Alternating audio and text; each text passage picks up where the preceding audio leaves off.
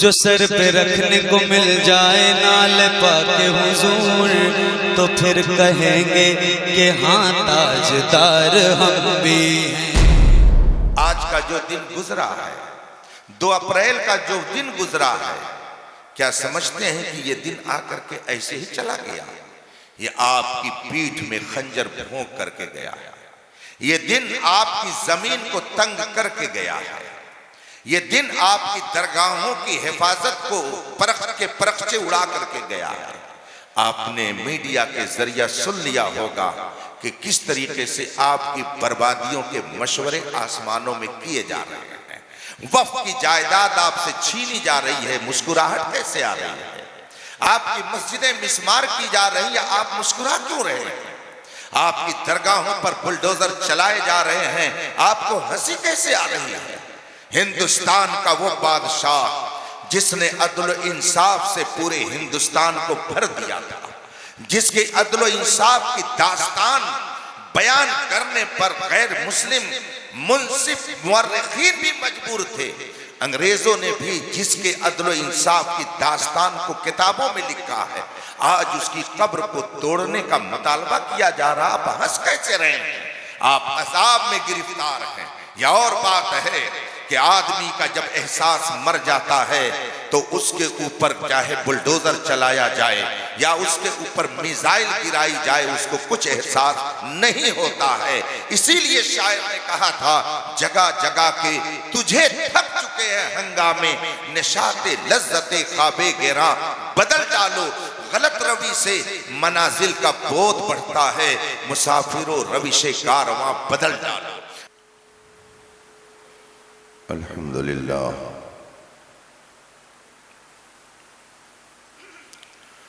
अल्हम्दुलिल्लाहिल्लज़ी अब्दअल अफ़लाक वल अर्दीन वस्सलातु वस्सलामु अला मन कान नबिय्यन व आदम बैनल माइ वत्तीन व अला आलिहि त्तय्यिबीन व अस्हाबिहिल मुतहहरीन व उलमाए मिल्लतिही अजमाईन अम्मा बाद। फ़अऊज़ु बिल्लाहि मिनश शैतानिर रजीम। बिस्मिल्लाहिर रहमानिर रहीम। व मन युतिइल्लाह व रसूलह फ़क़द फ़ाज़ फ़ौज़न अज़ीमा। सदक़ल्लाहुल अज़ीम व सदक़ रसूलुहुन नबियुल अमीनुल करीम व नहनु अला ज़ालिका लमिनश शाहिदीन व शाकिरीन वल्हम्दुलिल्लाहि रब्बिल आलमीन। मिंबर पाक पर तशरीफ़ फरमा अरबाब इल्म दानिश, साहिबान फ़ज़्ल व कमाल, बिलखुसूस साहिब सज्जादा दामाज़िल्लुल आली, हाज़रीन मोहतरम, अस्सलामु अलैकुम व रहमतुल्लाहि ताला व बरकातुहू। आज आपके इस खित्ते में पहली बार मेरी हाजिरी हो रही है। रब्बे कायनात आपकी और मेरी इस पाकीज़ा बज़्म में शिरकत को शर्फ़ कबूल अता फरमाए।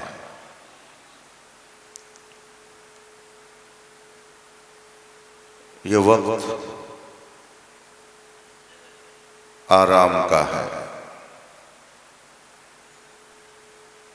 इंसानी तबीयत आराम चाहती है, लेकिन आप हज़रात अपने आराम को तज कर साहिब उर्स की फ़ैज़ व बरक़ात लेने के लिए बैठे हुए हैं।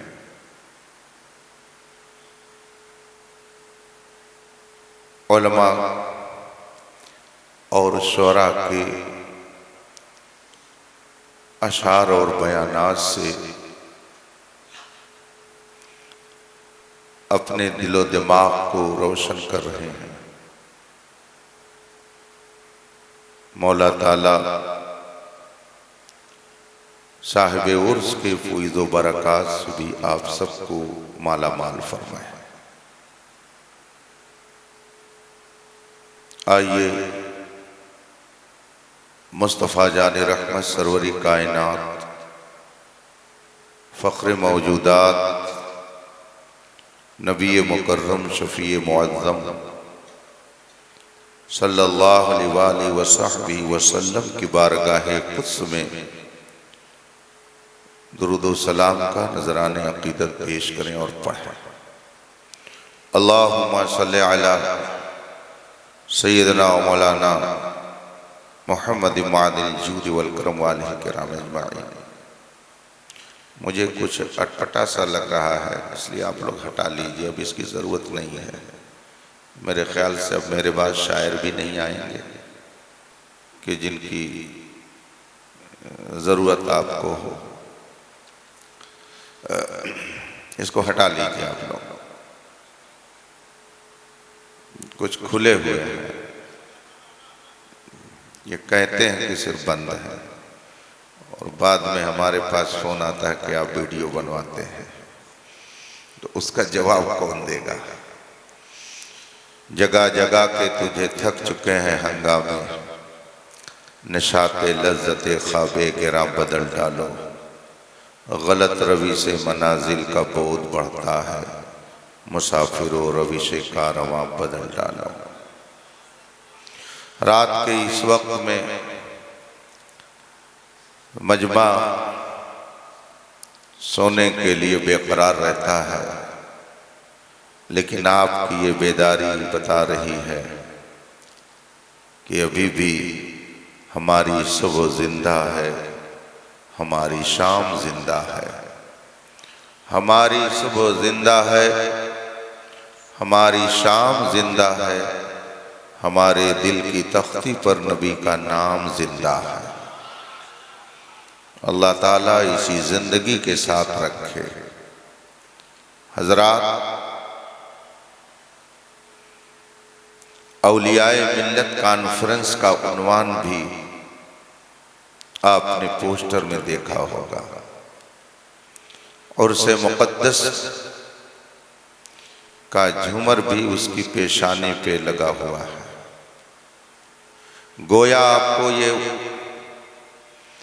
पोस्टर पैगाम दे रहा है कि हम अल्लाह के वलियों के चाहने वालों में हैं, उनके नक्शे कदम पर चलने वालों में हैं, उनकी तालीमात पर अमल करने वालों में हैं।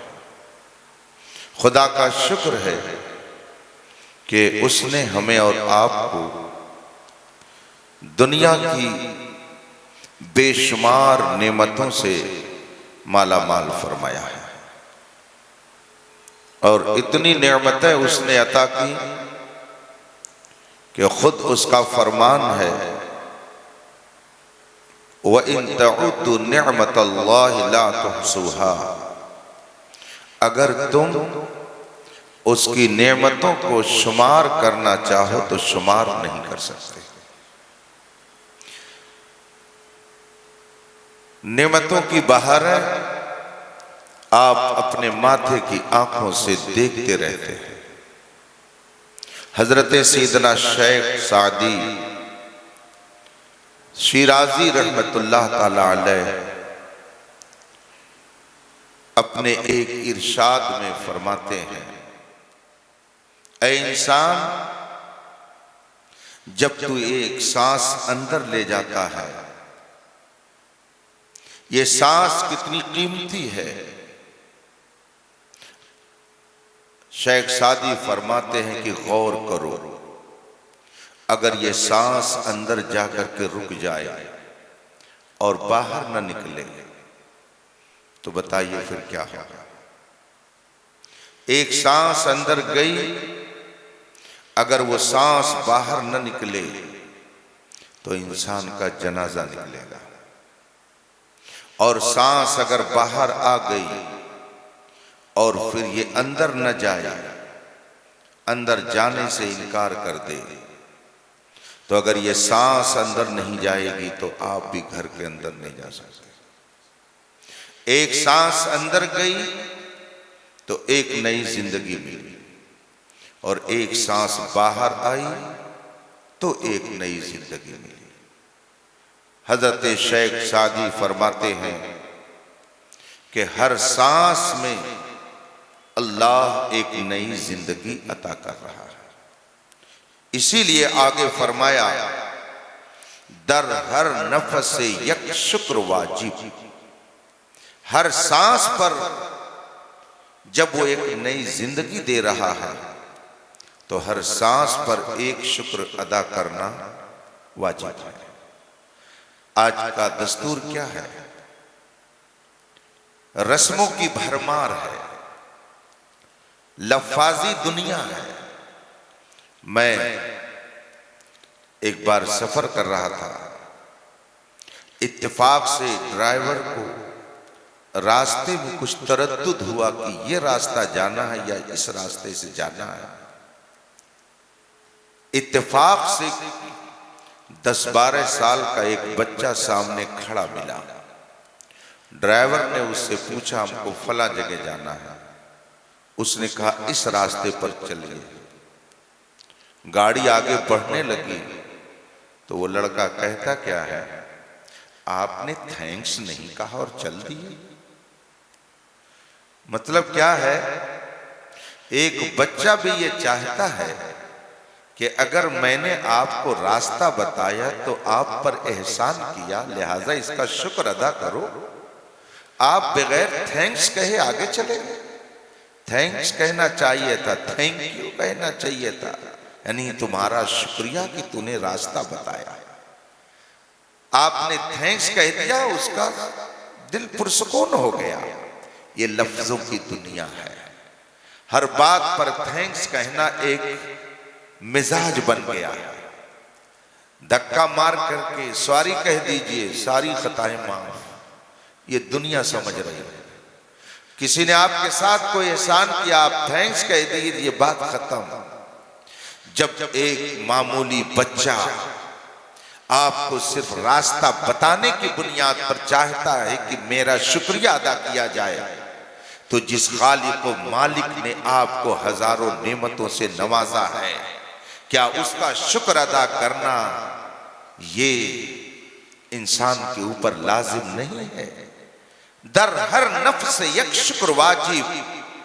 हर सांस पर एक शुक्र अदा करना वाजिब है, हजरत शेख सादी ने फरमाया। और अगर आप इस तरह से शुक्र अदा करते रहें तो जितनी सांस उतनी मर्तबा सजदे और रुकू में जाना पड़ेगा। मगर उसका करम देखिए, उसकी मेहरबानी देखिए, उसकी रहमत देखिए कि वो आपको हमेशा सजदे में पड़ा रहने का हुक्म नहीं देता, हरदम आपको नमाज पढ़ने का हुक्म नहीं देता। अक्ल ये चाहती है कि जब हरदम वो हमको नेमत दे रहा है तो हरदम हमें उसका शुक्र अदा करना चाहिए। मगर उसका करम है कि उसने हरदम हमें शुक्र अदा करने के लिए सजदे में पड़े रहने का हुक्म नहीं दिया। हजरत शेख सादी शिराजी ने हमको ये मिजाज दिया कि अगर उसने तुम्हें जिंदगी दी है तो अगर हरदम सजदे में नहीं पड़े रहते हो तो कम से कम जितनी बार उसने हुक्म दिया है उतनी बार तो सजदे में पड़े रहो। जिस तरह से उसने शुक्र अदा करने का हुक्म दिया है उस तरह से तो उसकी नेमतों का शुक्र अदा करो। कुरान करीम में फरमाया गया, लइन शकरतुम लअज़ीदन्नकुम, अगर तुम शुक्र अदा करोगे, मेरी नेमतों का शुक्राना पेश करोगे, लअज़ीदन्नकुम, तो मैं तुम्हारी नेमतों में और इजाफा करूंगा। और अगर तुमने मेरा शुक्र अदा करना छोड़ दिया तो फिर समझ लो मेरा अजाब बहुत सख्त है। आज हम और आप अजाब में गिरफ्तार हैं। खुशफहमी में मुब्तला मत रहिए। पहले आती थी हाले दिल पे हंसी, अब किसी बात पर नहीं आती। आज का जो दिन गुजरा है, 2 अप्रैल का जो दिन गुजरा है, क्या समझते हैं कि ये दिन आकर के ऐसे ही चला गया? ये आपकी पीठ में खंजर भोंक करके गया है। ये दिन आपकी जमीन को तंग करके गया है। ये दिन आपकी दरगाहों की हिफाजत को परखचे उड़ा करके गया है। आपने मीडिया के जरिए सुन लिया होगा कि किस तरीके से आपकी बर्बादियों के मशवरे आसमानों में किए जा रहे हैं। वक्फ की जायदाद आपसे छीनी जा रही है, मुस्कुराहट कैसे आ रही है? आपकी मस्जिदें मिस्मार की जा रही है, आप मुस्कुरा क्यों रहे हैं? आपकी दरगाहों पर बुलडोजर चलाए जा रहे हैं, आपको हंसी कैसे आ रही है?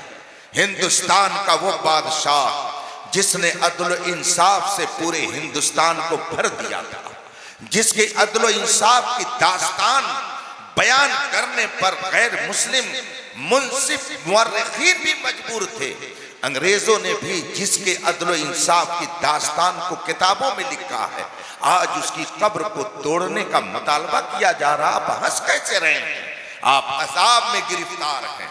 यह और बात है कि आदमी का जब एहसास मर जाता है तो उसके ऊपर चाहे बुलडोजर चलाया जाए या उसके ऊपर मिसाइल गिराई जाए, उसको कुछ एहसास नहीं होता है। इसीलिए शायर ने कहा था, जगह जगह के तुझे थक चुके हैं हंगामे, निशाते लज्जते ख्वाबे गिरा बदल डालो। गलत रवि से मनाजिल का बोध बढ़ता है, मुसाफिरों रविशे कारवां बदल डालो। आप ये समझते हैं शानदार इमारत आपने बना लिया तो आप कामयाब हो गए। आप ये समझते हैं कि अगर आप बेहतरीन इंजीनियर बन गए तो आप कामयाब हो गए। आप ये समझते हैं मैंने शानदार डिग्री हासिल कर ली, डॉक्टरी की, तो मैं कामयाब हो गया। आप ये समझते हैं कि अगर कोई बेहतरीन आलिम बन गया तो वो कामयाब हो गया। आप ये तस्वुर करते हैं मेरा बेटा शानदार हाफिज बन गया, ये कामयाब हो गया। आप ये समझते हैं मैं शेखे तरीकत बन गया, मैं कामयाब हो गया। याद रखिएगा, मंजिल अलग है, निशाने मंजिल अलग है, दोनों में फर्क होता है। मिसाल के तौर पर मुझे अभी यहाँ से सफर करके गोरखपुर होते हुए अपने शहर खलीलाबाद पहुँचना है और उसके बाद फिर मुझे कल आगे का सफर करना है।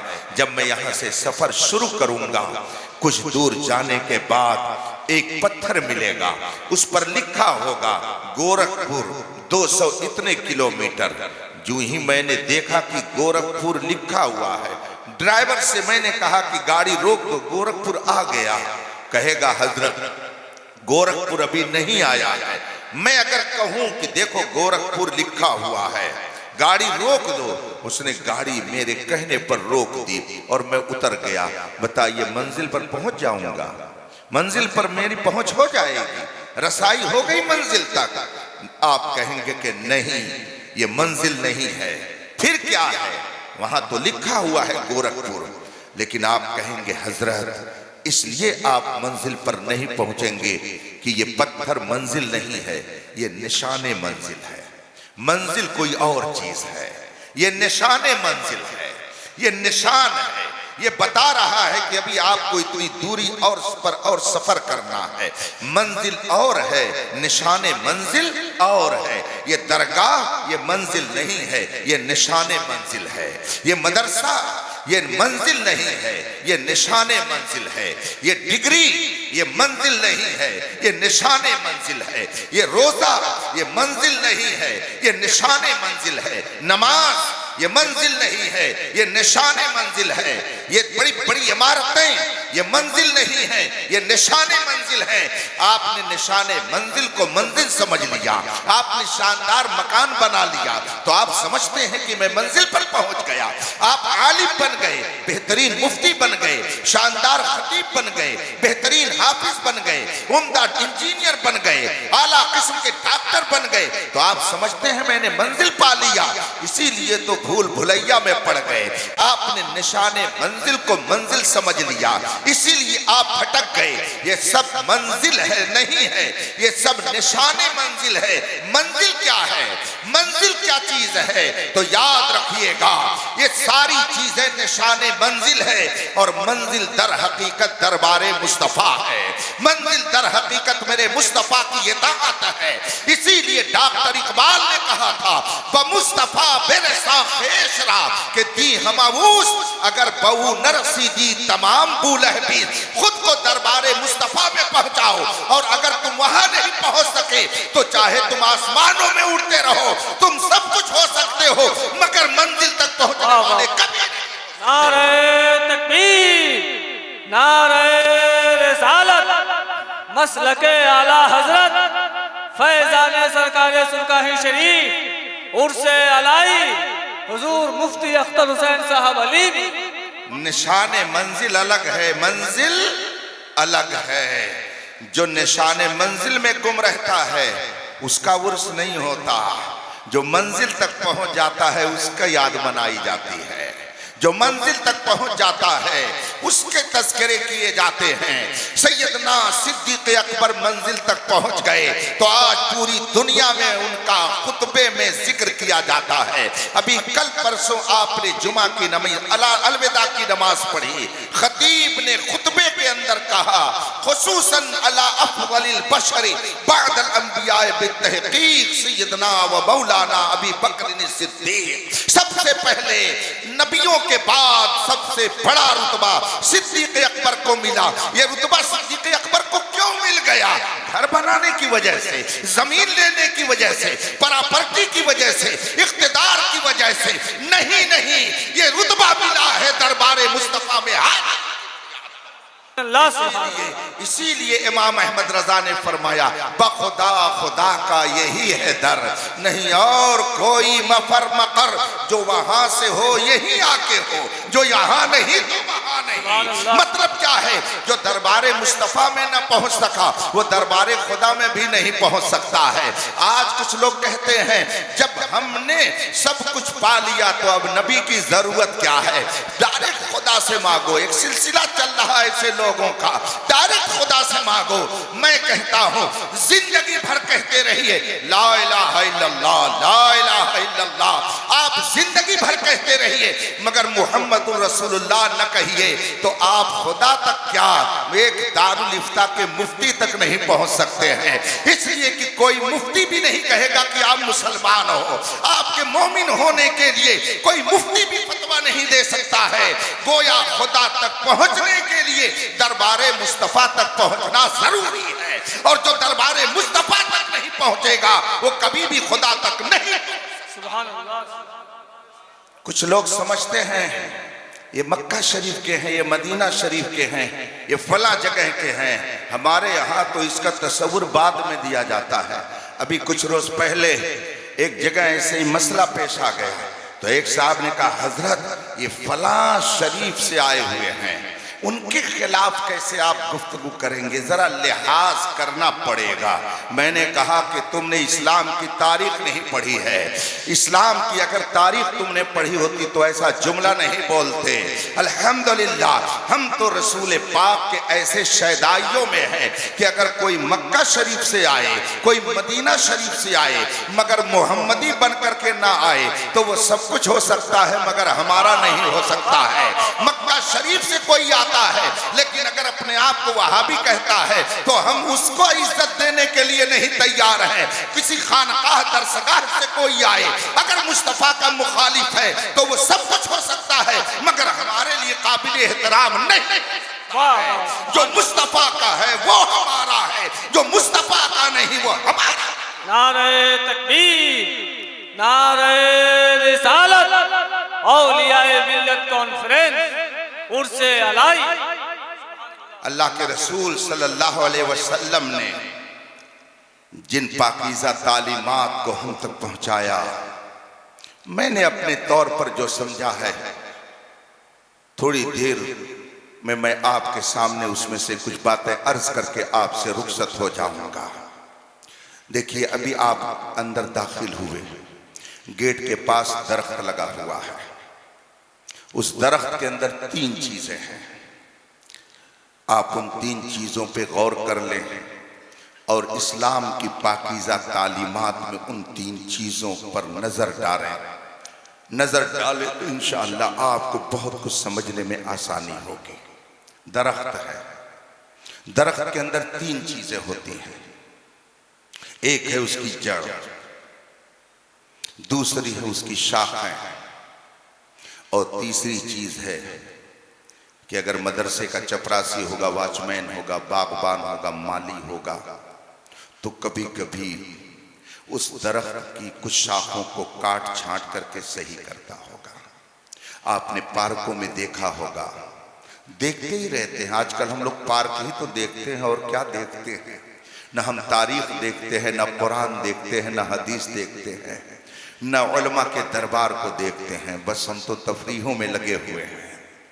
आपने देखा होगा पार्कों में जो छोटे छोटे फूल लगे होते हैं, पेड़ लगे होते हैं, उसको माली बागबान काटता है, काट छांट करके उसको सही करता है। इस काटने छांटने की बुनियाद पर वो खूबसूरत लगता है। इसको अरबी में तहजीब कहा जाता है। तीन चीज दरख्तों में आपको मिलेंगी, एक उसकी जड़, दूसरी उसकी शाखें, और तीसरी चीज है वक्तन फौक्तन उसको काट छांट करके सही करना। ये तीन बातें दरख्तों में आप देखेंगे। उसके नीचे की जो चीज है उसको आप जड़ कहते हैं। ये कोई ऐसी बात नहीं है कि जिसको समझाने के लिए ज्यादा मेहनत करनी पड़े। उसकी जड़ जमीन के अंदर छुपी हुई है, शाखें उसकी डालियां दिख रही हैं।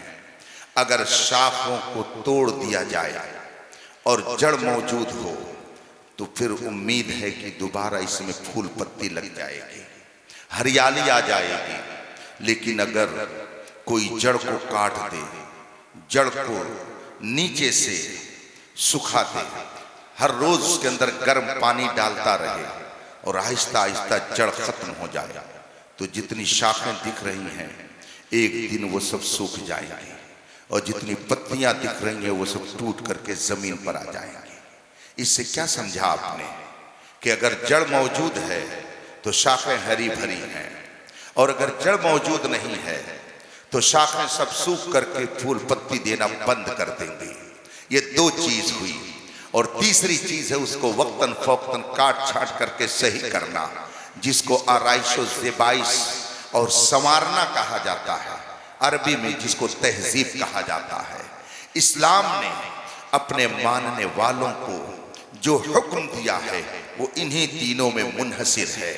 एक है बुनियाद, एक है अमल जिसको आप शाख कह लीजिए, एक है तहजीब तमद्दुन। अकीदा जो आदमी के दिल के अंदर होता है, हाथ और पैर में अकीदा नहीं होता, अकीदा दिलो दिमाग में होता है, ये छुपा हुआ होता है। जिस तरीके से दरख्त की जड़ छुपी होती है और उसकी शाखें दिखती हैं, ऐसे ही अकीदा दिलो दिमाग में छुपा हुआ होता है। और शाखों की तरह आप समझ लीजिए आमाल को। अकीदा अलग है जैसे जड़ अलग है, शाखें अलग हैं जैसे अमल अलग है। एक है अकीदा, एक है अमल। अगर आदमी का अकीदा सही नहीं है तो उसके आमाल लाख बज़ाहिर बेहतर हों, लेकिन मैदान महशर में सब सूखी हुई डालियों की तरह होंगे। उसमें कोई फूल पत्ती खुशबू नहीं आएगी, सारे पत्ते झड़ करके जमीन पर आ जाएंगे। कुरान करीम ने इसका नक्शा खींचा है और फरमाया है वह अमिलना व कदिमना इला मा अमिलू फजअलना हबअम मंसूरा। इन कुफ्फार ने जितने काम किए और जो कुछ इन्होंने अच्छे अमाल किए, अपने तौर पर ये सोचते थे कि हमने बहुत अच्छा अमल किया, लेकिन हमने सबको हवा मंसूरा कर दिया। यानी रेत के बारीक बारीक जर्रे जो हवा में उड़ गए और उनका कोई वजूद नहीं रह गया। ऐसे ही जिसका अकीदा दुरुस्त नहीं होगा वो लाख अच्छे अमाल का जखीरा जमा करने की कोशिश करे, मगर ये सब के सब बर्बाद हो जाएंगे। इसका मतलब है कि इस्लाम के नजदीक अकीदा असल है, ये जड़ और बुनियाद है। जब तक अकीदा सही रहेगा अमाल फूल पत्ती की तरह खुशबू देते रहेंगे, और अगर अकीदा गड़बड़ हो गया तो जिस तरह से जड़ अगर खत्म हो जाए तो दरख्त की शाखें सूख करके पत्ते उसके नीचे गिर जाएंगे। इसी तरीके से इंसान का अमल है। इसका मतलब है कि इंसान को पहले अपने अकीदे की दुरुस्तगी के लिए तवज्जो करना जरूरी है। अकीदे के बाद फिर अच्छे आमाल का नंबर आता है। रोजा है, हज है, ज़कात है, नमाज है, अल्लाह के रास्ते में अपने आप को पेश करना है, ये सब अमल है। नमाज अकीदा नहीं है, रोजा अकीदा नहीं है, हज अकीदा नहीं है, बल्कि वो एक अमल है। अकीदा कोई और चीज है, अकीदा अलग है, अमल अलग है। आमाले सालिहा जो आप करते हैं, इनको आमाल से आप ताबीर करते हैं, ये शाखें हैं, ये ब्रांच है, ये डालियां हैं। अकीदा अलग, अकीदा दुरुस्त तो आपके आमाल करामत, और अगर अकीदा गड़बड़ तो जितने आमाल हैं वो सब के सब बर्बाद। अकीदा और अमल के बाद तहजीब का नंबर आता है, यानी एक इंसान को मुआशरे में कैसे रहा जाता है, अपनों से कैसे बात की जाती है, गैरों से कैसे गुफ्तगू की जाएगी, आप पहनेंगे कैसा, आप रहेंगे किस तरह से, आपका बाल कैसा होना चाहिए, आपकी दाढ़ी कैसी होनी चाहिए, आपका कुर्ता पाजामा कैसा होना चाहिए, आपका लिबास कैसा होना चाहिए, आपके घर का रहन सहन कैसा होना चाहिए, इसको तहजीब कहा जाता है। आपकी बोली कैसी होनी चाहिए। आदमी जो ही बोलता है फौरन समझ में आ जाएगा सामने वाले को कि ये बेपढ़ा लिखा है, ये पढ़ा लिखा है। आदमी ने जो ही गुफ्तगू शुरू की, सामने वाला समझ जाएगा कि ये मुहज्जब है कि गैर मुहज्जब है। मैं अपने यूपी के अंदाज में दो तरीके से बोलता हूं, आप खुद ही समझ जाएंगे कि इन दोनों तरीकों में कितना फर्क है। मिसाल के तौर पर अगर मुझे बस से सफर करना हो और मैं बस में बैठा और मैंने कंडक्टर से कहा, ए कंडक्टर तनी टिकट एक बनाई दो, ये हमारी यूपी की बोली हो गई। सुनने वाले सुन लेंगे और समझ जाएंगे कि मौलवी साहब पढ़े लिखे कम है। अगर ये पढ़े लिखे होते तो दूसरे ढंग से बोलते। इतने में एक शख्स आया, उसने कहा, कंडक्टर साहब जरा टिकट बनाइए एक। सुनने वाला समझ जाएगा कि ये पढ़ा लिखा लगता है। मैंने अभी दो जुमले इस्तेमाल किए, दो तरीके से इस्तेमाल किए। एक तरीके ने बता दिया कि कम पढ़े लिखे हैं और दूसरे तरीके ने बता दिया कि ये पढ़े लिखे हैं। इसका मतलब क्या हुआ? आदमी की बोली से पता चलता है कि आदमी की तहजीब कैसी है। आदमी के उठने बैठने से पता चलता है कि आदमी की तहजीब कैसी है। आदमी की रफ्तार और गुफ्तार से पता चलता है कि आदमी की तहजीब कैसी है। मिलने से पता चलता है, मुआशरे में उठने बैठने से पता चलता है कि आदमी की तहजीब कैसी है। इस्लाम ने बेहतरीन अकीदा दिया, ऐसा अकीदा दिया कि पूरी कायनात में उससे बेहतर कोई अकीदा नहीं हो सकता है। इस्लाम ने वो अकीदा दिया कि जिस अकीदे की बुनियाद पर हमने इंसानियत के जौहर को पहचान लिया। ये एक सजदा जिसे तू गिरा समझता है, 1000 सजदों से देता है आदमी को निजात। ये अकीदा इस्लाम ने दिया कि एक खुदा को मानो। आज तो बहुत से वेल अप टू डेट पढ़े लिखे डॉक्टर इंजीनियर कहने वाले आते हैं वीडियो पर, आते हैं वो फेसबुक पर, आते हैं व्हाट्सएप के जरिया और उनका तारुफ कराया जाता है। ये कौन है? ये एक्स मुस्लिम है, यानी ये पहले मुसलमान थे अब मुसलमान नहीं रह गए। नाम मुसलमानों जैसा और नौजवानों के ऊपर असर डालने के लिए उनको एक्स मुस्लिम कहला करके उनका तारुफ कराया जाता है और फिर बताया जाता है कि ये मुसलमान थे मगर अब इन्होंने इस्लाम छोड़ दिया। इसका मतलब क्या है? यानी इस्लाम सच्चा मजहब होता तो ये डॉक्टर साहब क्यों इस्लाम को छोड़ते, ये इंजीनियर साहब क्यों इस्लाम को छोड़ते। इस तरह से न जाने कितने नौजवान सुबह से शाम तक या तो बदअकीदा हो जा रहे हैं या कुछ नहीं तो शक व तरद्दुद का शिकार हो जा रहे हैं। इस वक्त इल्हाद की एक तहरीक चल रही है जहां खुदा के वजूद के इनकार का दर्स सिखा दिया जाता है और इनको बताया जाता है खुदा कोई चीज नहीं है, इंसान खुद ब खुद वजूद में आ गया। बल्कि अब तो कुछ लोग ये भी कह रहे हैं हजरत आदम इंसानी तहकीक के मुताबिक पहले इंसान नहीं है। कुरान ने गलत कहा है, पैगंबर इस्लाम ने गलत बताया है। आप कहते हैं मदरसों की जरूरत क्या है, आप कहते हैं उलमा की जरूरत क्या है। मुझे बताइए, जब इस्लाम पर इस तरीके के एतराज होने लगे और हो रहे हैं तो इनका जवाब कौन देता है? कौन इनका जवाब देगा? इसके जवाब के लिए कौन मैदान में आता है? आज दुनिया में हजारों मसाइल पैदा हो रहे हैं। इन मसाइल को हल करने के लिए कौन टीम बैठती है? कौन लोग हैं जो जायज और नाजायज का फर्क बताकर किताब सुन्नत की रोशनी में आपकी रहनुमाई करते हैं? इस वक्त इस तरह से इस्तिराब और बेचैनी की एक लहर दौड़ रही है कि कोई मुसलमान कहलाने के बावजूद खुदा के वजूद का इनकार करता है, कोई रसूल पाक पर तबर्रा करता है, कोई कहता है हम न सुन्नी न वहाबी, हम तो मुस्लिम है किताबी। वो किताबी मुसलमान अपने आप को बताने के लिए बेचैन नजर आता है। कोई हजरत आयशा सिद्दीका पर तबर्रा कर रहा है, कोई उमर फारूक आजम पर तबर्रा कर रहा है।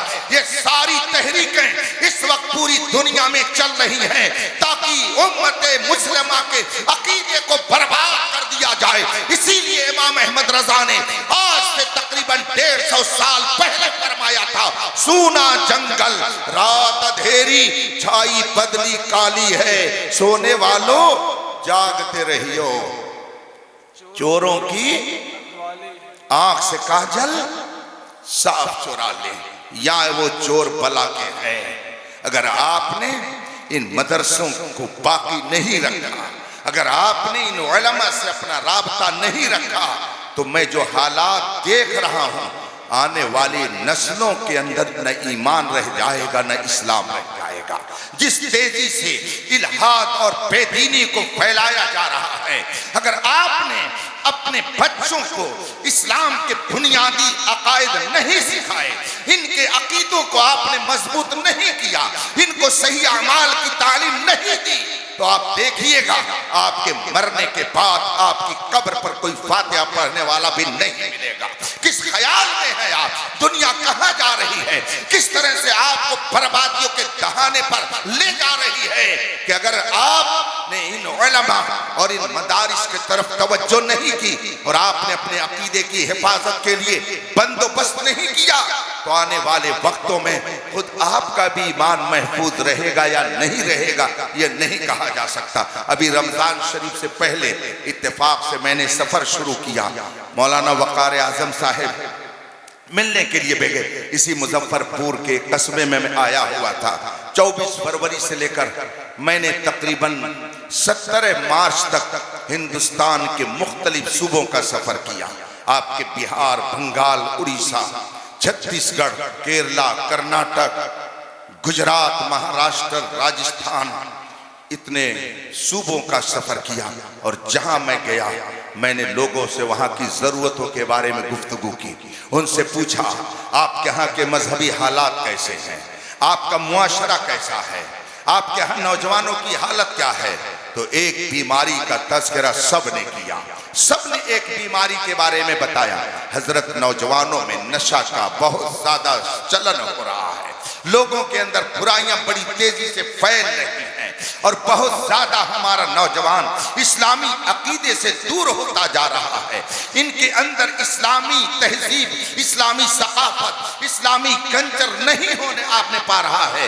ये इस्लामी अकीदे से दूर, इस्लामी अमाल से दूर, इस्लामी तहजीब व तमद्दुन से दूर, ये सब तरफ के हालात ये ऐसे ही नहीं बने हैं, इस्लाम दुश्मन ताकतों ने ये हालात बनाए हैं। इसी सफर में मुझे एक साहब मिले जिनका ताल्लुक एक बहुत मशहूर पार्टी से है। उन्होंने मुझसे कहा हजरत, अगर आप हजरात ने तवज्जो नहीं दी और लोगों को आपने इस्लाम से मजबूती से नहीं जोड़ा, मदारी से इनका ताल्लुक अगर मजबूत नहीं रहा, तो आने वाली नस्लों का ईमान सलामत नहीं रह सकता है। मुझे इस मौके पर एक बुजुर्ग का वाकया याद आता है। शुएबुल औलिया हजरत सूफी यार अली शाह रहमतुल्लाह ताला अलैह का नाम आपने सुना होगा। ये बराऊं शरीफ इदारे के पानी दारुल उलूम फैजुर रसूल इनका इदारा है। उनका बहुत मशहूर वाकया हजरत सुल्तानुल वाइज़ीन अल्लामा अब्दुल मुस्तफ़ा आज़मी रहमतुल्लाह ताला अलैह ने एक किताब में तहरीर फरमाया है। वो फरमाते हैं कि हुजूर शुएबुल औलिया के ज़ुहद व तक़वा का बड़ा तस्करा मैंने सुना था। यह आज से तकरीबन 60-70 साल पहले की बात है। उस वक्त अल्लामा अब्दुल मुस्तफा आज़मी रहमतुल्लाह अलैह भिवंडी महाराष्ट्र में एक इदारे के अंदर तदरीसी खिदमात अंजाम दे रहे थे। वो लिखते हैं, मैंने सुना कि शोएबुल औलिया कुर्ला बॉम्बे में आए हुए हैं। मेरी ख्वाहिश थी कि मैं उनका दीदार करूं। अपने चंद साथियों के साथ मैं बॉम्बे कुर्ला पहुंचा और जब मैंने साहिब खाना के घर हाजिरी दी तो साहिब खाना ने बताया कि हजरत की तबीयत अलील है, आराम फरमा रहे हैं, नींद में हैं। अभी जब वो बेदार होंगे तब मैं आपकी मुलाकात करा सकता हूं। हजरत अल्लामा अब्दुल मुस्तफा आज़मी इंतजार करते रहे और फिर जब शोएबुल औलिया बेदार हुए, साहिब खाना ने हजरत से मुलाकात कराने के लिए आज़मी साहब से कहा तशरीफ ले चलिए। हजरत अंदर गए। खुद लिखते हैं सुल्तानुल वाइज़ीन अल्लामा अब्दुल मुस्तफा आज़मी रहमतुल्लाह अलैह कि जब मैं घर में गया तो मैंने देखा हजरत शोएबुल औलिया बिस्तर पर लेटे हुए थे, मगर जो ही उन्होंने मुझे देखा तो वो खड़े होने लगे। मैंने कहा हजरत आपकी तबीयत अलील है, आप लेटे रहिए, हम यूं ही आपसे मुसाफा कर लेंगे। मगर शोएबुल औलिया ने फरमाया नहीं मौलाना, मैं आपसे खड़े होकर के मुसाफा करूंगा। कहा हुजूर आप अलील हैं, लेटे रहिए, बैठ करके मुसाफा कर लीजिए। कहा नहीं, मैं खड़े होकर के मुसाफा करूंगा।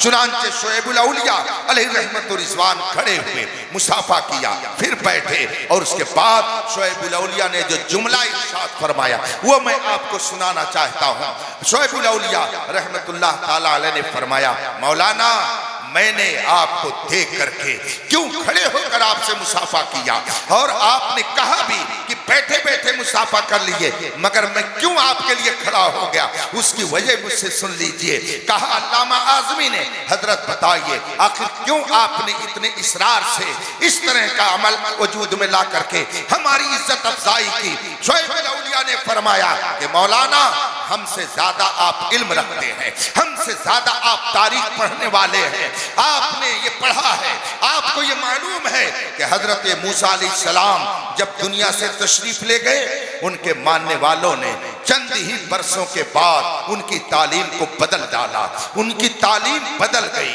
तौरेत के अंदर तब्दीली उन्होंने पैदा कर दी। उनके मानने वालों ने हजरत मूसा अलैहिस्सलाम की तालीम को बदल डाला। हजरत ने फरमाया जी हजरत आप सही फरमा रहे हैं। फिर शोएबुल औलिया ने फरमाया, और जब हजरत ईसा अलैहिस्सलाम तशरीफ फरमा हुए तो उनके मानने वाले भी उनके जाने के बाद आसमान पर हजरत ईसा अलैहिस्सलाम के तशरीफ ले जाने के बाद उनके मानने वालों ने भी उनकी तालीम को बदल डाला। कहा हाँ हजरत ये भी सही है। कहा हजरत मूसा गए, उनके मानने वालों ने उनकी तालीम को बदल डाला। हजरत ईसा आसमान पर गए, उनके मानने वालों ने उनकी तालीम को बदल डाला। शोएबुल औलिया आगे फरमाते हैं, मगर 1400 साल हो गए मेरे मुस्तफ़ा की जो तालीम 1400 साल पहले सहाबा ने महफूज रखी थी, आज 1400 साल के बाद भी ये तालीम वैसे ही महफूज है। रसूल पाक ने जो अहकाम बताए थे वो अहकाम आज भी वैसे ही महफूज है। तो किसकी मेहनतों से महफूज है, किसकी मेहनतों से ये सारे अहकाम महफूज हैं?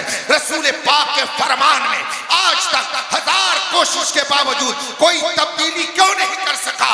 इसलिए कि रसूल पाक ने अपने नायब की हैसियत से उलमा की जमात को छोड़ दिया। अगर ये उलमा सच्चे उलमा ना होते तो इस्लाम की तालीम भी नहीं रह जाती। रसूल पाक ने अपने नायबीन की एक टीम छोड़ी जिनके जरिया इस्लाम आज अपनी सच्ची सूरत के साथ मौजूद है। तो इसमें मेहनत आप जैसे उलमा की है, आप जैसे उलमा की मेहनत का नतीजा है। तो आपकी ताज़ीम ये दर हकीकत रसूल पाक की ताज़ीम है। इसलिए मैंने खड़े होकर के आपका एहतराम किया।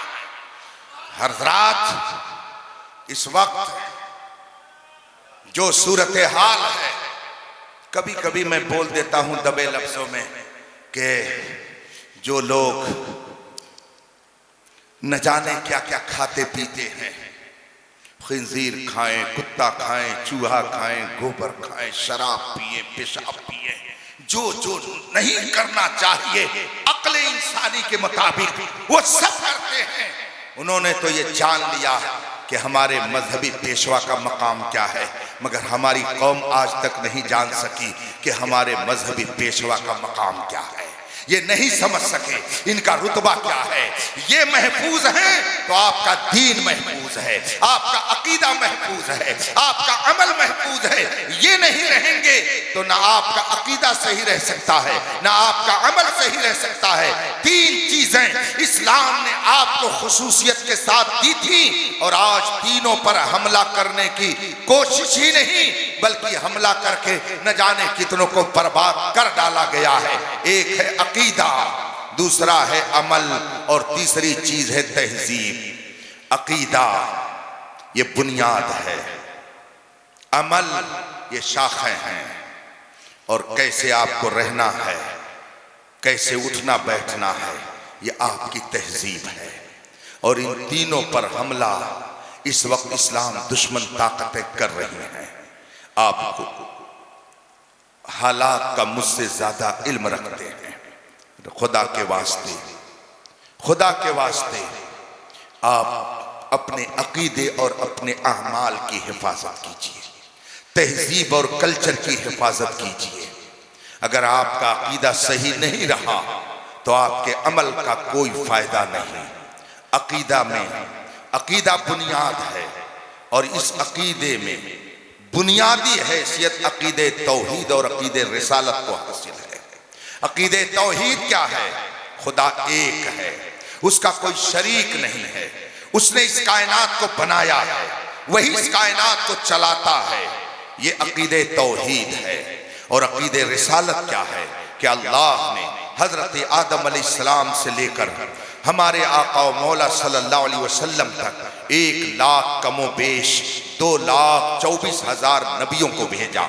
और पहले नबी हजरत आदम अलैहिस्सलाम और आखिरी नबी हमारे आपके आका मौला जनाब मुहम्मद रसूलुल्लाह सल्लल्लाहु अलैहि वसल्लम है। ये अकीदे रिसालत है, वो अकीदे तौहीद, ये अकीदे रिसालत है।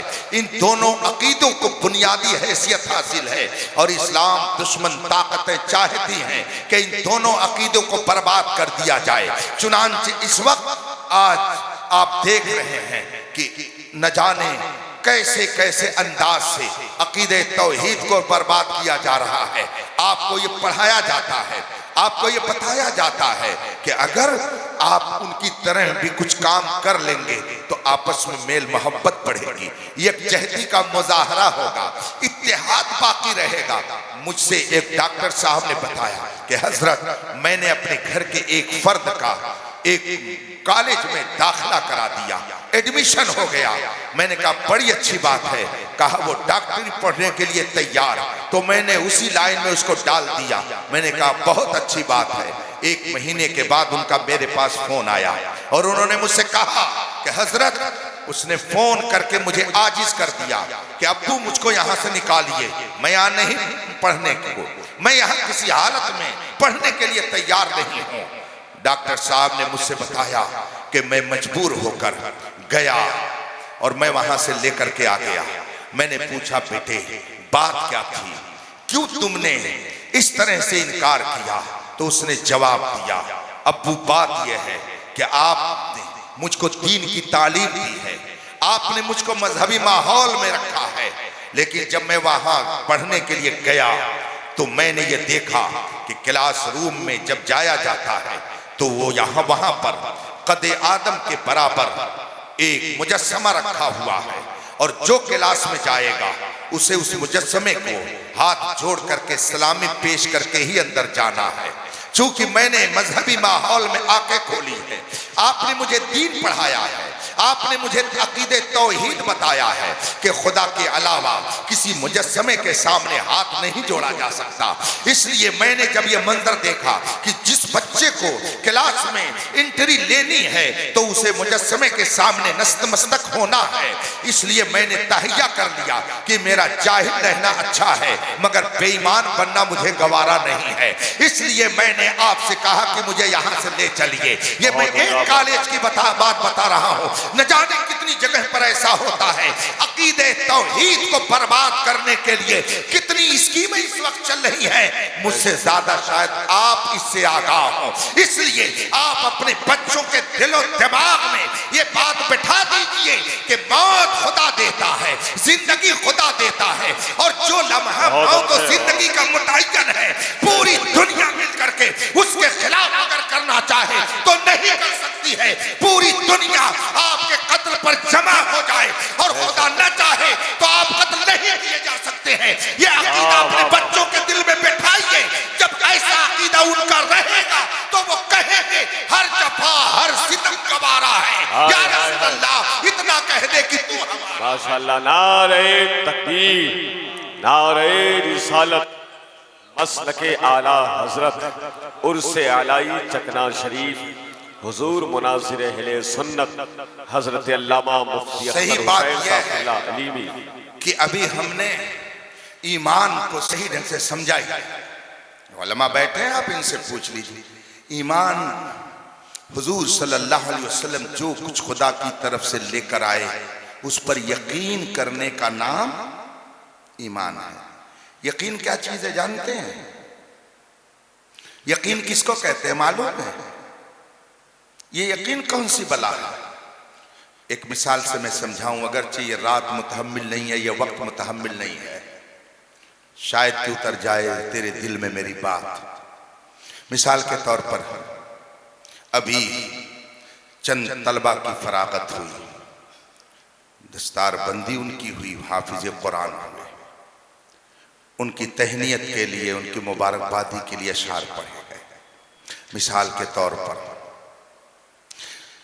उसमें से एक हाफिज कुरान को मैंने खड़ा किया और उससे मैंने कहा जरा दूसरा पारा शुरू से सुनाओ, दूसरे पारे की इब्तिदा जहां से होती है पढ़ो। उस हाफिज कुरान ने पढ़ना शुरू किया और कहा सयक़ूलु सुफ़हाउ मिनन नास। एक आयत पढ़ी, मैंने उसको डांटा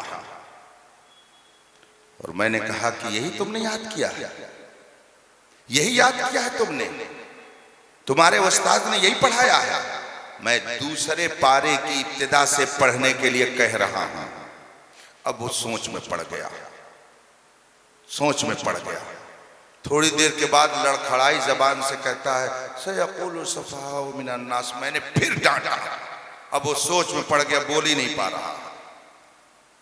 एक तालिब इल्म ये है और इत्तेफाक से एक दूसरे हाफिज कुरान को भी बुलाया जिसकी दस्तार हुई। मैंने उससे कहा जरा दूसरे पारे को शुरू से सुनाओ, दूसरे पारे की इब्तिदा जहां से होती है उसे पढ़ो। उसने कहा बिस्मिल्लाहिर्रहमानिर्रहीम सयक़ूलु सुफ़हाउ मिनन नास मा वल्लाहु अन क़िबलतिहिम अल्लती कानू अलैहा। मैंने कहा यही याद किया है, तुम्हारे उस्ताद ने यही तुमको पढ़ाया है, आज इसी चीज की दस्तार बंदी हो रही है। उसने कहा हुजूर आप खतीब हैं ठीक है, मुनाजिर हैं ठीक है, हमारे यहाँ आप किताबत के लिए आए हैं ठीक है, लेकिन हुजूर जो मैंने पढ़ा है सही पढ़ा है। मैंने उसको डांटा, कहा हुजूर डांटिए नहीं, मार भी लीजिए, मगर जो मैं पढ़ रहा हूं वही सही है, यही सही है। डांटा मगर वो कह रहा है दूसरे पारे की इब्तिदा यही से है, सयक़ूलु सुफ़हाउ, यही से दूसरे पारे की इब्तिदा है। फिर मैंने डांटा, कहता हजरत पूरी दुनिया के हाफिज एक तरफ हो जाएं, लेकिन जो मैं कह रहा हूं वही सही है। बताइए दोनों हाफिजों के इल्म में फर्क हुआ कि नहीं फर्क हुआ? फर्क हुआ। पहले का इल्म कच्चा है और दूसरे का इल्म पक्का है। इस्लाम आपसे पक्का इल्म चाहता है, आपसे इस्लाम इस बात का मुतालबा करता है खुदा एक है, तो आप तलवारों के साए में रहें तब भी कहे खुदा एक है। जब ये मंजिल आएगी तब कहा जाएगा कि अल्लाह ने आपको यकीन की दौलत अता फरमा दी है। आप ख्वाब में रहें, सोते रहें और आपसे कोई पूछे आपके नबी की शान क्या है, तो ख्वाब में सोते हुए भी कह दें कि आप मेरे नबी की शान पूछते हो। अल्लाह की सरताबा कदम शान है ये, इंसान ही इंसान, वही इंसान है ये। कुरान तो ईमान बताता है यकीन है, ईमान ये कहता है मेरी जान। ख्वाब में भी कोई आपसे पूछे आपके नबी का इल्म कैसा, तो आप ख्वाब में भी कह दीजिए और कोई गैब क्या, तुमसे नेहा हो भला, जब ना खुदा ही छुपा तुम पे करो। माशाल्लाह। जब ये मंजिल आएगी, जब यकीन की ये कैफियत पैदा हो जाएगी, तो चाहे कोई इंजीनियर आए, चाहे कोई डॉक्टर आए, चाहे कोई आमेदी आए, चाहे कोई गामेदी आए, चाहे कोई किसी भेष में आए, आप दुश्मन को पहचान लेंगे और आप कहेंगे सुनो सुनो, तुम अपनी चर्ब ज़बानी से हमें गुमराह नहीं कर सकते हो। हमको मालूम है कि अहले सुन्नत का है बेड़ा पार, असहाबे हुजूर नज्म है और नाव है इतरत रसूलुल्लाह। ये है यकीन। बताइए कितने लोगों को यह मंजिल हासिल है। अभी किसी ने एक पैकेट मिठाई दे दी, वो कह दिया चलिए जरा हमारे साथ में, चल पड़े, और अगर उसने जाकर के कहीं जाकर के हाथ जोड़ा तो जनाब भी पीछे पीछे जोड़ने लगे। ये नहीं समझा कि इस्लाम ने आपको इसकी इजाजत दी है कि नहीं दी है। जब यकीन होगा तो आदमी पर अल्लाह की रहमतें नाजिल होंगी। जब आपको यकीन होगा इस्लाम पर, तो आप मुश्किलात में भी मुस्कुराकर जिंदगी गुजारेंगे। और अगर आप इन मुश्किलात में चाहते हैं कि मुस्कुरा करके जिंदगी गुजारें, तो मैदान बद्र को पढ़ लीजिए, मैदान करबला को पढ़ लीजिए, बुजुर्गों की तारीख पढ़ लीजिए, उनके वाकयात पढ़ लीजिए, हजरत सैयदना इमाम अहमद इब्न हंबल की दास्तान पढ़ लीजिए। हमको और आपको क्या मुश्किलात का सामना है, हम तो इज्जत से जिंदगी गुजार रहे हैं। बस यही तो हो रहा है, हमारी मस्जिदें तोड़ी जा रही हैं, घर तोड़े जा रहे हैं, वक्त बर्बाद किए जा रहे हैं, और कहीं एक कद दो जान चली जा रही है। यही तो हो रहा है। आइए मैं आपको बगदाद में ले चलूं। बगदाद की सरजमीन है और खलीफा जो कलमा पढ़ने वाला है रसूल पाक का, उसका दरबार है, और एक अजीम मुज्तहिद, अजीम मुफ्ती, अजीम मुहद्दिस, अजीम फकीह, अजीम आलिम रब्बानी हजरत सैयदना अहमद इब्न हंबल हैं। दरबार है खलीफा का।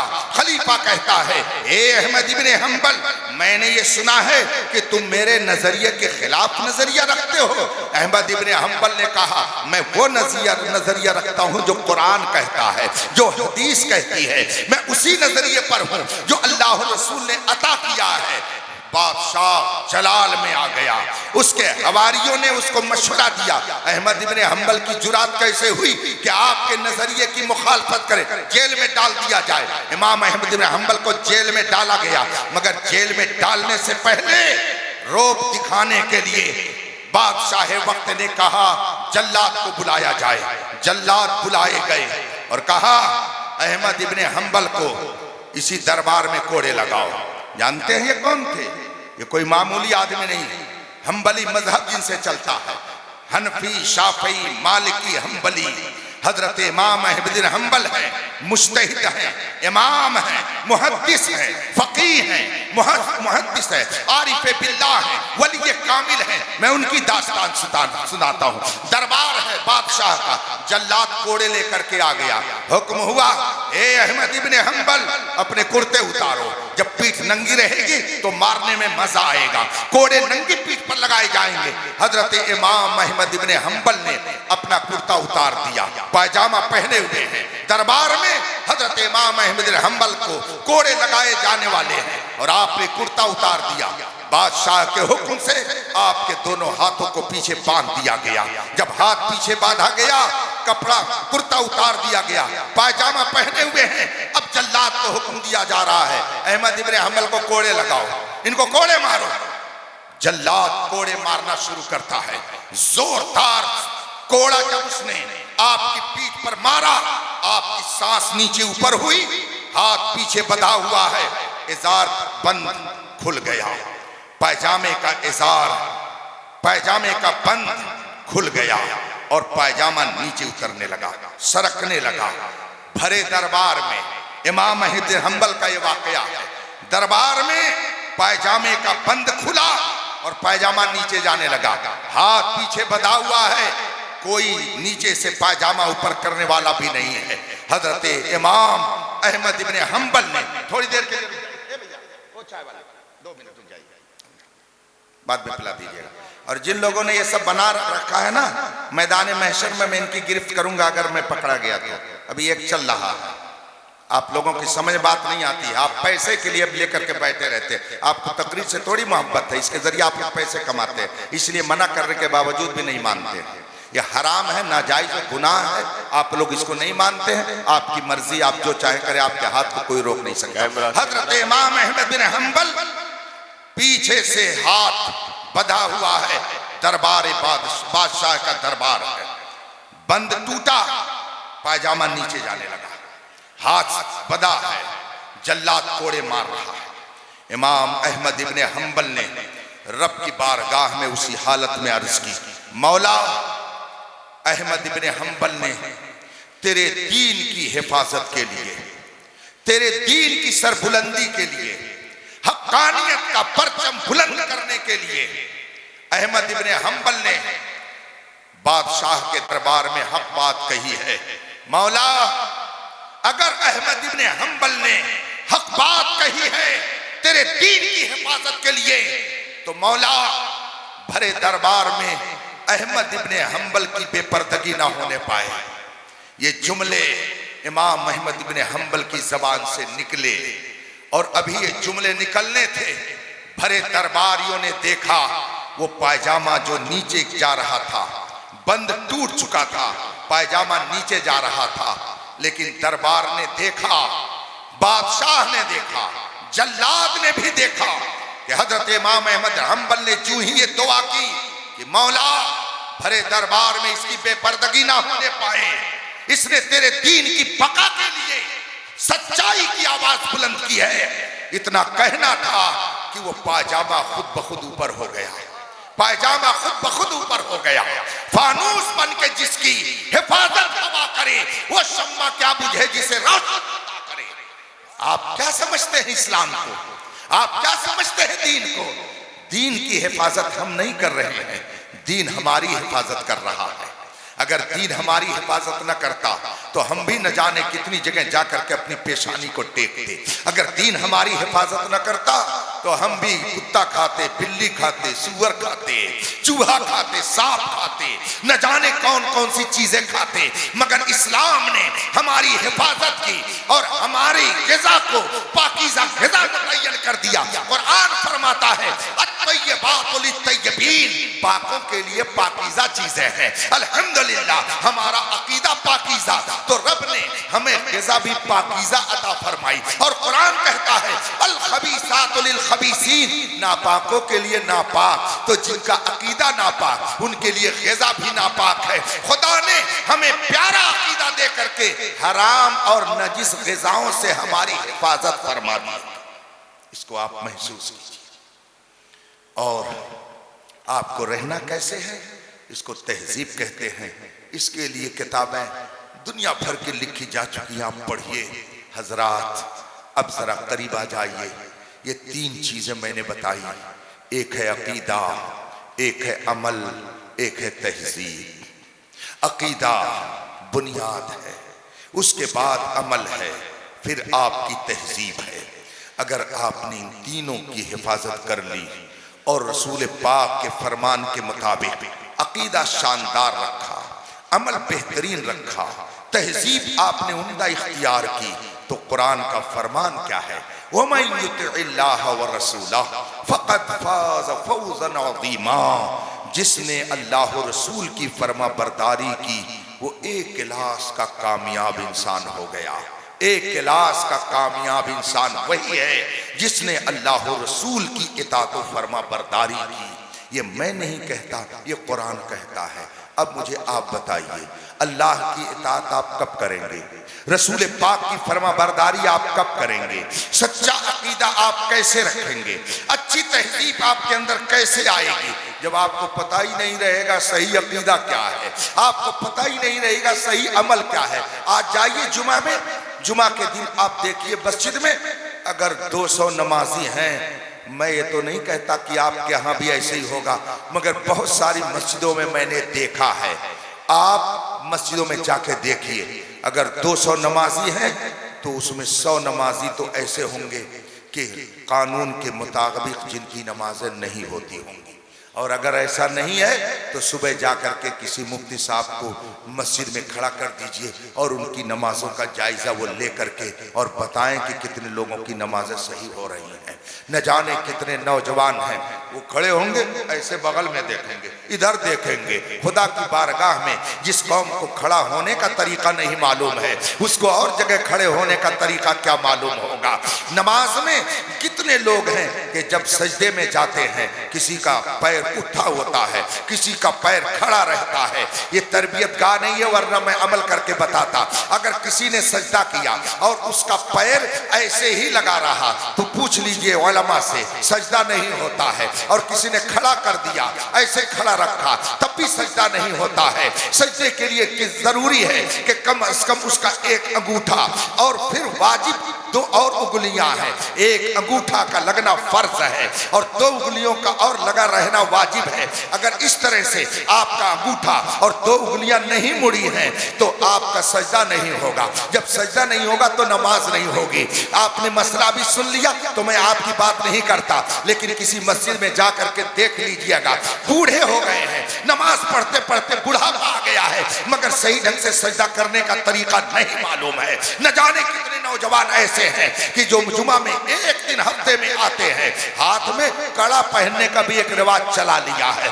बल्कि अब तो कानों में कुछ लोग बालियां लटकाए रहते हैं। कुछ गुनाह वो हैं कि जब तक आप करेंगे तब तक उसके गुनाह का मीटर चलेगा, लेकिन आपने अगर आंख बंद कर ली, आप सो गए तो गुनाह का मीटर रुक गया। मिसाल के तौर पर माअज़ल्लाह कोई फिल्म देख रहा था तो जब तक आंख खोले हुए है उसका गुनाह मिलेगा। आंख बंद कर लिया, सो गया, अब गुनाह नहीं मिलेगा, इसलिए कि अब गुनाह से रुक चुका है। लेकिन अगर किसी ने सोने की लॉकेट गले में पहन रखी है, चांदी की लॉकेट पहन रखी है, हाथ में कड़ा पहन रखा है, कानों में उसने बालियां डाल रखी है, तो चाहे वो सोए, चाहे वो जागे, चाहे वो चले, चाहे वो बैठे, जिस हालत में रहे उसके गुनाह का मीटर चलता रहता है, उसको गुनाह मिलता रहता है। और जुमा में इसी हालत में मस्जिद में पहुंच गया, कड़ा हाथ में है, कानों में बालियां पहने हुए और मस्जिद पहुंच गया। और अगर मस्जिद के इमाम ने तकरीर कर दिया कि ऐसे नौजवानों की नमाज नहीं होती, तो आके बाहर कहता इसीलिए तो नमाज पढ़ने नहीं जाते हैं। जाइए तो मौलाना लोग हजार मसला बताते रहते हैं। बल्कि अब तो हालत यह है कि अगर मुतवल्ली ने कोई गलत काम किया है और इमाम ने अगर ऐसी तकरीर कर दी जबकि उसको निशाना नहीं बनाया था, लेकिन इत्तेफाक से वो भी उसकी लपेट में आ गया, तो मुतवल्ली कहेगा इमाम साहब आप रहेंगे नहीं, चलिए बोरिया बिस्तर यहाँ से उठाइए, जाइए यहाँ से। मैं कर्नाटक गया, मेरी आदत है कि जब मैं निकलता हूँ सफर में तो अगर कोई शहर आया वहां के हालात का जायजा लेता हूं। यहाँ कितने अपने लोग हैं, कितने सुन्नी सही अकीदा है, कितने बद अकीदा है, कितनी अपनी मस्जिदें हैं। कर्नाटक के एक शहर में बाई रोड में सफर कर रहा था, मैंने पूछा ये कौन सा शहर आया? कहा ये शहर बल्लारी है, ये लोहों का शहर है। मैंने कहा चलिए अच्छी बात है। शहर से गाड़ी गुजर रही थी, हमने कहा मस्जिदें यहाँ कितनी हैं? बताया इतनी मस्जिद है। हमने कहा बड़ी मस्जिद? कहा एक मस्जिद बहुत बड़ी है, लेकिन हजरत इत्तेफाक है कि कोई इमाम 6 महीने से ज्यादा उसमें टिक नहीं पाता है, रुक नहीं पाता है। हमने कहा क्यों? कहा इसलिए कि अगर इमाम ने कभी सूद के खिलाफ तकरीर कर दी तो दूसरे ही रोज मुतवल्ली उसका बोरिया बिस्तर लाद देता है। हमने कहा ऐसा क्यों? कहा मुतवल्ली चूंकि सूदखोर है इसलिए वो अपने खिलाफ तकरीर सुनना गवारा नहीं करता और मस्जिद से उसको फौरन निकाल देता है। मैं सोचने लगा इस वाक़े के बाद कि अगर आप एक मस्जिद में इख्तियार पा गए, एक मस्जिद पे आपका इख्तिदार हो गया, तो आप अपने खिलाफ नहीं देखना सुनना चाहते हैं। और अगर आपके नजरिए के खिलाफ कोई बोलता है तो आप मस्जिद से भगा देते हैं। तो अगर मुल्क पर कोई कब्जा किए हुए है और आपके नजरिए के खिलाफ है तो आपको अगर नहीं देखना चाहता तो आप चीखते चिल्लाते क्यों हैं? ये नजरिया तो आपने अपने घर में पैदा किया है। पहले अपने आप को संभालो, फिर दूसरों पे नुक्ताचीनी करो। जगह जगह के तुझे थक चुके हैं हंगामे, निशाते लज्जते ख्वाबे गिरा बदल। हम देखते हैं बेचारा मुदर्रिस 6 महीना यहाँ पढ़ाया, और अगर सच्चाई पर कायम है, मैनेजर साहब ने कहा हजरत शाबान आ रहा है, आप हिसाब कर लीजिएगा। क्यों भाई? नहीं नहीं नहीं, वो आपसे नहीं पटेगी, आप हमारे मिजाज के मुताबिक नहीं रहते हैं। गोया अगर मैनेजर कहे कि दिन को रात है, मुदरिस कह दे कि रात है, तब तो वो अच्छा मुदरिस है, और अगर दिन को कहे नहीं दिन है, तो वो हमारे मिजाज के मुताबिक नहीं। आपके मिजाज के मुताबिक अगर इमाम नहीं तो आप मस्जिद से निकाल दे रहे हैं। तो अगर किसी के मुताबिक और किसी के मिजाज के मुताबिक आपका अकीदा नहीं, मुल्क से भगा दे रहा, तो चीखते चिल्लाते क्यों हैं? ये तो आप ही से सीख करके लोग कर रहे हैं। इसलिए इस नजरिए को बदलिए, सच्चाई पर कायम रहिए, अल्लाह और रसूल की इताअत कीजिए, मस्जिदों की हिफाजत कीजिए। और ये पैसा जो बटोर करके लोग रखे हुए हैं, ये कौन? ये अरबपति हैं। ये कौन है? अरे इन्होंने 4 मंजिला मकान बनाया, बड़ा खूबसूरत मंजिला, बहुत उम्दा इमारत बनाई, और उनके यहाँ अगर पहुंच गए, अरे भाई जरा एक कमरा मदरसे में बनाना है, जरूरत। क्या बताएं हजरत, आजकल जरा निठाला है और काम सही नहीं चल रहा है। हराम कारी में खर्च करने के लिए 1 लाख रुपया फौरन निकल जाता है, लेकिन जब दीन की बात आती है तो हमारा मुआशरा कहता है कि इस वक्त जरा कारोबार ठीक नहीं चल रहा है। मुझे रसूल पाक की हदीस याद आ गई, वो सुना करके मैं अपनी गुफ्तगू खत्म कर दूंगा। अल्लाह के रसूल सल्लल्लाहु अलैहि वसल्लम ने फरमाया, आदमी कहता मेरा माल मेरा माल मेरा माल, अल्लाह के रसूल फरमाते हैं तेरा माल सिर्फ वो है जो तूने खा लिया, और तेरा माल वो है जो तूने पहन लिया, और तेरा माल वो है जो तूने अल्लाह के रास्ते में दे दिया। बकिया तेरा माल नहीं है, तेरे बाद आने वालों का है, तेरे बेटों का है, तेरे वारिसों का है। अल्लाह के रसूल फरमाते हैं तेरा माल सिर्फ वही है जो तूने खा लिया, वो तेरा हो गया। हुजूर फरमाते हैं जो पहन लिया वो तेरा हो गया, और जो अल्लाह के रास्ते में दे दिया वो तेरा हो गया। बकिया तो तेरे वारिसों का है। और जो ये दिया, उसके बारे में अल्लाह के रसूल क्या फरमाते हैं? हमारी और आपकी माँ, पूरी कायनात के मोमिनों की माँ, उम्मुल मोमिनीन हजरत आयशा रज़ी अल्लाह ताला अन्हा से रिवायत है, वो फरमाती हैं कि अल्लाह के रसूल सल्लल्लाहु अलैहि वसल्लम के पास कहीं से तोहफे में गोश्त आया। अब तो गोश्त का नाम लेते हुए भी डर लगता है, इसलिए कि कह देंगे कि ये गाय का गोश्त है जिसका तस्करा कर रहे हैं। यहाँ तो बात करने को तरसती है ज़बान मेरी। अजब हाल बना रखा है लोगों ने। अल्लाह मुल्क के हालात को बेहतर बनाए। गोश्त कहीं से आया। हजरत आयशा रज़ी अल्लाह ताला अन्हा बयान करती हैं, अल्लाह के रसूल ने वो मुझे गोश्त दे दिया। गोश्त ज़्यादा था, मैंने मोहल्ले में कुछ तकसीम कर दिया और थोड़ा सा घर के लिए रख लिया। अल्लाह के रसूल कहीं तशरीफ ले गए थे, फिर वापस आए और मुझसे मेरे आका ने पूछा, आयशा गोश्त क्या हुआ? हजरत आयशा ने अर्ज किया, रसूल अल्लाह सब खत्म हो गया है, ये थोड़ा सा बाकी है। जो अपने लिए रखा था उसके बारे में कहा ये थोड़ा सा बाकी है, और जो मोहल्ले में तकसीम कर दिया था उसके बारे में उन्होंने अर्ज किया, रसूल अल्लाह सब खत्म हो गया है। मेरे आका सल्लल्लाहु अलैहि वसल्लम ने इरशाद फरमाया, आयशा ये उल्टा क्यों बोल रही हो? ये क्यों कह रही हो कि सब खत्म हो गया, ये थोड़ा सा बाकी है? क्या कुरान की आयत तुमने नहीं पढ़ी? अल्लाह का इरशाद है, वमा इंदकुम यनफद वमा इंदल्लाहि बाक़, जो तुमने अपने पास रखा ये खत्म हो जाएगा, और जो तुमने अल्लाह के लिए दे दिया वही बाकी रहने वाला है। जो तुमने दे दिया वही बाकी है, और जो अपने ऊपर खर्च कर रही हो ये खर्च हो जाएगा। इसलिए जो आप दीन के रास्ते में खर्च कर देंगे, ये इमारत, ये बिल्डिंग, ये इदारा, ये मस्जिद, ये दरसगाह, ये खानकाह, ये कब्रगाह, ये इबादतगाह हैं, ये ईदगाह हैं, ये सब दीन की निशानियां हैं। इन पर जो खर्च करेंगे इंशाअल्लाह इसका बेहतर सिला आप अपने माथे की आंखों से मैदान महशर में देखेंगे। यही आपको जन्नत में ले जाने वाले अच्छे आमाल होंगे। इसलिए रफीकान मोहतरम, हालात बहुत गड़बड़ है। न जाने किस गली में जिंदगी की शाम हो जाए। हम तो घर से निकलते वजू करके निकलते हैं कि रास्ते में क्या हो जाए कुछ पता नहीं। हरदम तैयार रहिए। और नौजवान ये ना सोचे कि अभी जवानी है। जवानों को अटैक कितने आ रहे हैं रोजाना, आप अखबार में पढ़ते रहते हैं। अब वो जमाना गया जब 70-80 साल तक लोग जीते थे। अब तो पता ये चला कि जवानी ही में मौत के घाट उतार दिए जा रहे हैं और जवान ही ज्यादा निशाने पर है। इसलिए मैं नौजवानों से कहूंगा, दुनिया के किसी गोशे में रहिए, कहीं रहिए, फख्र इस पर कीजिए कि हमारा रिश्ता गौसो ख्वाजा से मिलता है। फख्र इस पर कीजिए कि हमारे हाथों में इमाम आजम का दामन है। फख्र इस पर कीजिए कि हमारे हाथों में इमाम अहमद रजा का दामन है। पूरी दुनिया में जितनी कौमें हैं, कौन सी ऐसी कौम है जिसके पास पैसा नहीं है? जरा बताइए तो। रिक्शावान, बल्कि और नीचे कोई हो। नोटबंदी के बाद पता चल गया कि सब लखपति हैं, लाख लाख रुपया रखे हुए थे।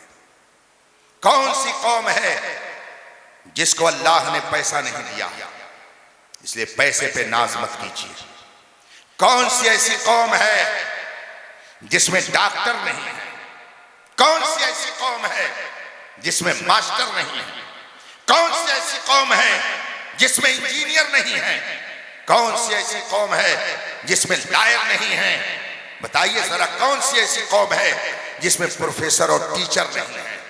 अल्लाह ने हर कौम को पैसा दिया, हर कौम को प्रोफेसर दिया, हर कौम को टीचर दिया, हर कौम को इंजीनियर दिया, मगर बताइए गौसे आजम किसको दिया है? पूरी दुनिया में गौसे आजम किसी के पास नहीं है। गौसे आजम है तो हम मुसलमानों के पास है। पूरी दुनिया में किसी के पास ख्वाजा गरीब नवाज नहीं है। ख्वाजा गरीब नवाज है तो हमारे पास है। पूरी दुनिया में किसी के पास इमाम आजम नहीं है। इमाम आजम है तो हमारे पास है। बल्कि यूं मैं कहता हूं, पूरी दुनिया में किसी के पास अहमद रजा नहीं है। अहमद रजा अल्लाह ने दिया तो हम सुनिए। माशाअल्लाह, नारे तकबीर, नारे रिसालत, मसलके आला हजरत। आज के हालात को देख के तो मैं ये भी कह सकता हूं, पूरी दुनिया में किसी के पास ताजुल शरिया नहीं है। देख लीजिए, न जाने कितने डॉक्टर मरे, न जाने कितने मास्टर मरे, न जाने कितने अमीर मरे, न जाने कितने बैरिस्टर मरे, न जाने कितने वजीर मरे, न जाने कितने मिनिस्टर मरे, लेकिन एक मेरा ताजुल शरिया इस शान से गया। दुनिया ने देख लिया कि अगर दुनिया किसी के कदमों में आ सकती है तो वो है जो मुस्तफा का सच्चा आशिक। और उसने जाते जाते कह दिया, अख्तरे कादिरी खुल्द में चल दिया। खुल्द वाह है हर एक कादिरी के लिए। ये भी तो तालिबुल, अरे बालिए ना आगे, क्या है? उर्से तालिबुल, हाँ, कादरी सिलसिला है मुकद्दर मेरा, मुझको निस्बत ये अहमद रजा से मिली। ये कादरी सिलसिला वो प्यारा सिलसिला है कि गौसे आजम जिस पर करम कर दे तो आला हजरत ने फरमाया, रजा का खात्मा बिल खैर होगा, तेरी रहमत अगर शामिल है या गौस। गौसे आजम का हम पर साया है, इसलिए अल्हम्दुलिल्लाह हम इज्जत की जिंदगी गुजार रहे हैं। तालिबुल कादरी अलैहि रहमा आराम से कब्र में सो रहे हैं, इसलिए कि वो जानते थे कि जिंदगी में मुस्तफा की मोहब्बत का जाम पियो और पिलाते रहो। और अहमद रजा का ये शेर अपनी नजरों के सामने रखो कि खाक होकर इश्क में आराम से सोना मिला, जान की इक्सीर है उल्फत रसूलुल्लाह। उन्हें जाना, उन्हें माना, न रखा लिल्लाहिल हम्द में दुनिया से मुसलमान गया। ईमान की सलामती के साथ वो दुनिया से तशरीफ ले गए, आपकी खिदमत करते हुए गए, कौम की खिदमत करते हुए गए, कौम को कुछ देते हुए गए। इदारा उन्होंने दिया, आपको बेहतरीन अकीदा अता किया, आपको बुजुर्गों के दामन से वाबस्ता रखा। अभी आप नारा लगा रहे थे, फैजाने सरकारे सुरकाए ही, जवाब आ रहा था जिंदाबाद। आप इंसाफ से बताइएगा कि सरकारे सुरकाए ही का फैजान आपको किसके जरिया मिला, और आपने अपनी जबान पर सरकारे सुरकाही का फैजान अगर बोलना सीखा है तो क्योंकि मेहनतों का नतीजा है। आपको कहना पड़ेगा कि ये हमारे मोहसिन है, तालिबुल कादरी है, जिन्होंने जिंदगी में हमें बुजुर्गों की अकीदत।